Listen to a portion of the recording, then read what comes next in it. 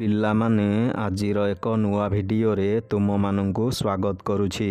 ଆଜିର ଭିଡ଼ିଓରେ ଆମେ କିଛି ଗୁରୁତ୍ୱପୂର୍ଣ୍ଣ ଇଂରାଜୀ ଶବ୍ଦର ଅର୍ଥ ଓ ଉଚ୍ଚାରଣ ବିଷୟରେ ଆଲୋଚନା କରିବା। କ୍ରିଏସନ୍। କ୍ରିଏସନ୍ ମାନେ ସୃଷ୍ଟି ବା ନିର୍ମାଣ। ସୁଇଟେବୁଲ୍। ସୁଇଟେବୁଲ୍ ମାନେ ଯୋଗ୍ୟ ବା ଉପଯୁକ୍ତ। ଇମେନ୍ସ। ଇମେନ୍ସ ମାନେ ବିଶାଳ ବା ବ୍ୟାପକ। ହେଲ୍ପଲେସ୍। ହେଲ୍ପଲେସ୍ ମାନେ ଅସହାୟ ବା ନିରାଶ୍ରୟ। ଫେମିନିନ୍।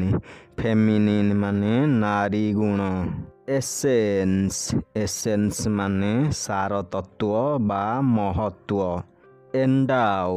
ଏଣ୍ଡାଓ ମାନେ ଦାନ କରିବା ବା ପ୍ରତିଷ୍ଠା କରିବା। ଆଟ୍ରିବ୍ୟୁଟ୍।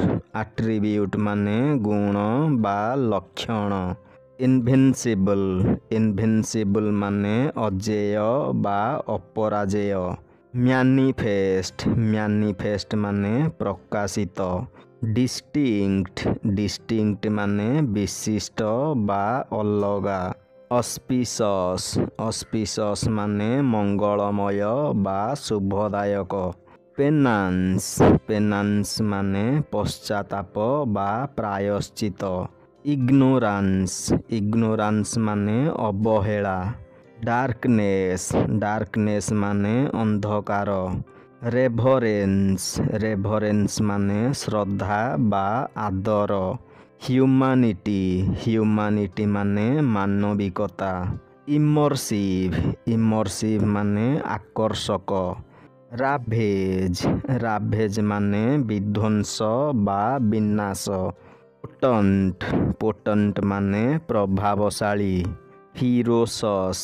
ଫିରୋସସ୍ ମାନେ ଭୟଙ୍କର ବା ଆକ୍ରାମକ। ମ୍ୟାଗ୍ନିଚ୍ୟୁଡ୍। ମ୍ୟାଗ୍ନିଚ୍ୟୁଡ୍ ମାନେ ପରିମାପ ବା ପରିମାଣ। ଟିରାନୀ। ଟିରାନୀ ମାନେ କ୍ରୂର ଶାସନ। ରିଜଏସ୍। ରିଜଏସ୍ ମାନେ ଖୁସି ହେବା। ଇଣ୍ଡୁରାନ୍ସ। ଇଣ୍ଡୁରାନ୍ସ ମାନେ ସହନଶୀଳତା। କ୍ରେସେଣ୍ଟ। କ୍ରେସେଣ୍ଟ ମାନେ ଅର୍ଦ୍ଧଚନ୍ଦ୍ର। ଭାଇଟାଲିଟି। ଭାଇଟାଲିଟି ମାନେ ଜୀବନ ଶକ୍ତି। ଏପିଟୋମାଇଜ୍। ଏପିଟୋମାଇଜ୍ ମାନେ ପ୍ରତିନିଧିତ୍ୱ କରିବା। ସିରେନିଟି। ସିରେନିଟି ମାନେ ସାନ୍ତ୍ୱନା। କାମନେସ୍। କାମନେସ୍ ମାନେ ସଂଯମ ବା ସ୍ଥିରତା। କଲ୍ମିନେସନ୍। କଲ୍ମିନେସନ୍ ମାନେ ଶେଷ ପର୍ଯ୍ୟାୟ। ମଟିରିଆଲ୍। ମଟିରିଆଲ୍ ମାନେ ସାମଗ୍ରୀ ବା ଉପାଦାନ। ଆଟେନମେଣ୍ଟ। ଆଟେନମେଣ୍ଟ ମାନେ ଲକ୍ଷ୍ୟ ସାଧନ। ଷ୍ଟ୍ରଗଲ୍। ଷ୍ଟ୍ରଗଲ୍ ମାନେ ସଂଘର୍ଷ।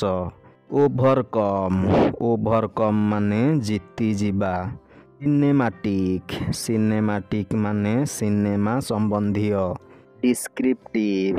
ଡିସ୍କ୍ରିପ୍ଟିଭ୍ ମାନେ ବର୍ଣ୍ଣନାତ୍ମକ। ପାୱାରଫୁଲ୍। ପାୱାରଫୁଲ୍ ମାନେ ଶକ୍ତିଶାଳୀ। ପିୟୁରିଟି। ପିୟୁରିଟି ମାନେ ପବିତ୍ରତା ବା ଶୁଦ୍ଧତା। ଟେରର୍। ଟେରର୍ ମାନେ ଆତଙ୍କ ବା ଭୟଭୀତ। ପିଲାମାନେ ଏଠାରେ ଆଜିର ଭିଡ଼ିଓଟି ଶେଷ ହେଉଛି। ଯଦି ଭିଡ଼ିଓଟି ତୁମମାନଙ୍କୁ ଭଲ ଲାଗୁଥାଏ ତେବେ ଭିଡ଼ିଓକୁ ଲାଇକ୍ ସେୟାର କମେଣ୍ଟ କରି ଚ୍ୟାନେଲକୁ ସବସ୍କ୍ରାଇବ୍ କରିଦିଅ।